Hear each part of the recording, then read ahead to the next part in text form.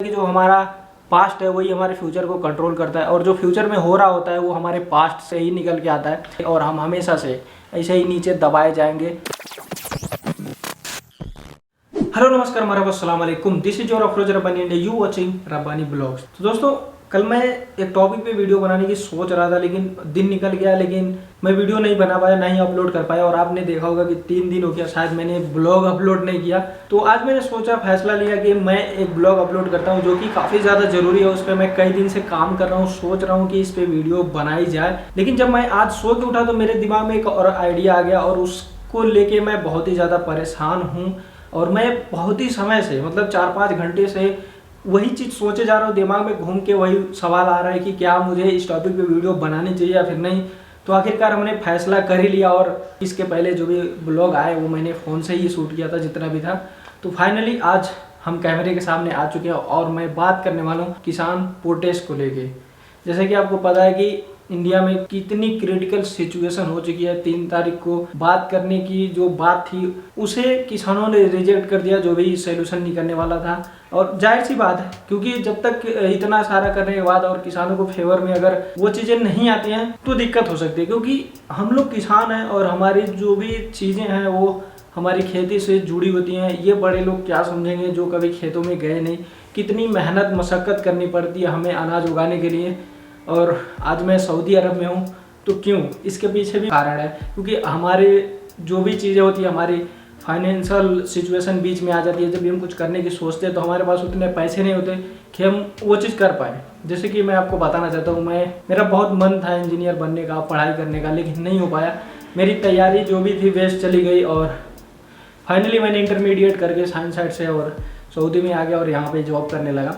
तो इसके पीछे भी वही कारण है कि जो किसानों की मजबूरी है, जो किसानों को सोच नहीं रहा है, उनकी अनाज का उसका पैसा नहीं मिल पाता है। ये भी बहुत ही ज़्यादा कारण बन जाता है। क्योंकि जिसके पास ज़्यादा ज़मीन है उसका तो चलो ठीक है, लेकिन जिसका थोड़ा मोड़ा ज़मीन है तो उनके लिए दिक्कत हो जाती है और वो हमेशा दब के नीचे गरीबी में रह जाते हैं।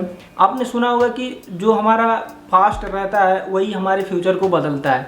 और एक चीज़ इसको मैं और सिंपल में बता दूँ कि हमारा जो फ्यूचर में होने वाला है, आज हम जो करेंगे वही आगे चल के हमें देखना होगा। यानी आज जो हम शुरुआत करेंगे हमारा फ्यूचर पे बहुत ही ज़्यादा प्रभाव पड़ेगा।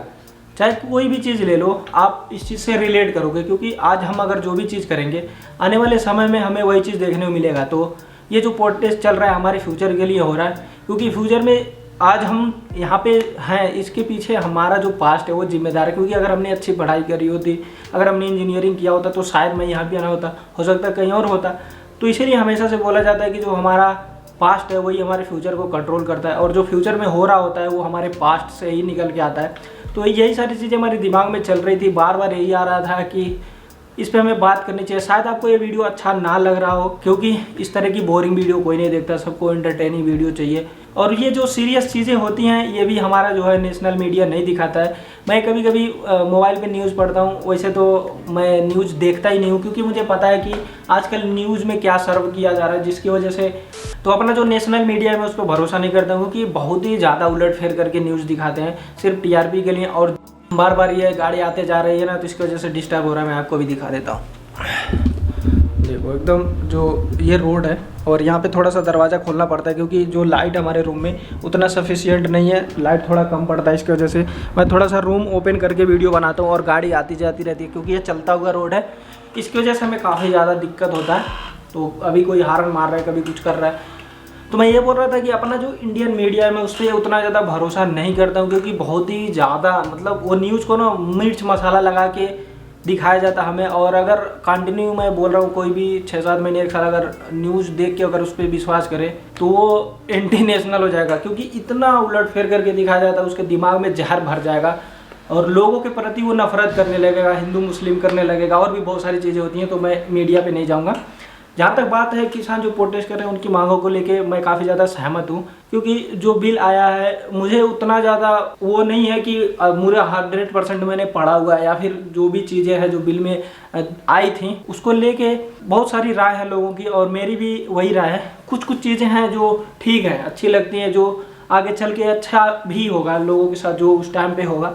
लेकिन बहुत सारी ऐसी चीज़ें हैं जो अच्छी नहीं है। जो लोगों ने बताया है, चाहे वो बड़े बड़े यूट्यूबर हों जिन्होंने उस बिल को अच्छी तरीके से पढ़ा है, समझा है, उनके बिना पे मैं ये सारी चीज़ें बोल रहा हूँ। और सब भी यही बोलेंगे कि मतलब कोई भी डिसीजन लेने से पहले, अब बताओ इतना सारा जीडीपी जो नीचे जा रहा था इंडिया का, उस टाइम पे किसानों ने ही जीडीपी को प्लस में रखा हुआ था, और जिसकी वजह से और भी बदतर हालत हो सकती थी अगर किसानों की वजह से, चाहे वो एग्रीकल्चर की वजह से जीडीपी हमारी नहीं उतना नीचे गई, तो इससे भी बदतर हालत भी हो सकते थे।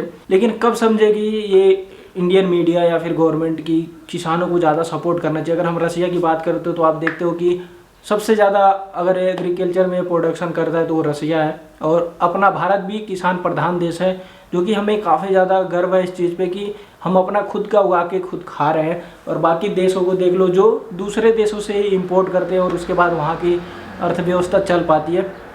जैसे कि सऊदी अरब में हम लोग हैं, तो जितना भी चावल आता है लगभग 99% इंडिया का ही रहता है। कोई भी चावल देख लो, चाहे वो बासमती हो गया या फिर गोल्डन हो गया, बहुत सारे ऐसे चावल हैं। हम लोग ज़्यादातर गोल्डन बासमती लाते हैं, लेकिन हर एक चावल जो रहता है पंजाब का रहता है, या फिर उस पर लिखा रहता है कि इंडियन राइस। तो ये देख के काफ़ी ज़्यादा खुशी होता है। उसी किसान को आज उसका वैल्यू नहीं दिया जा रहा है। मतलब जो रेट होता है एमएसपी के ऊपर जो बात हो रही है, मतलब एक मिनिमम प्राइस होना चाहिए कि मतलब अगर किसान कोई भी फसल लगा रहा है तो उसका जो मिनिमम प्राइस है कम से कम उसे पता तो हो कि हमको 15 रुपये किलो, चाहे धान हो, गेहूँ हो, या फिर जो भी फिक्स रेट कर दिया जाए उतना हमको मिलेगा। अब इस टाइम पे अगर एमएसपी हटा दिया जाएगा तो उसमें 2 रुपये भी हो सकता है, क्योंकि हमारा जो खर्चा आता है खेती करने का वो काफ़ी ज़्यादा हाई रहता है, और हमें उस चीज़ की बीज भी प्रोवाइड नहीं की जाती, खाद भी नहीं मिलती है ताकि हमें और भी अच्छी फसल पैदा कर सके। और बहुत सारी से फैक्टर होते हैं जिसकी वजह से किसानों को झेलना पड़ता है, चाहे मौसम को लेके, पानी को लेके, और भी बहुत सारी चीज़ें होती है।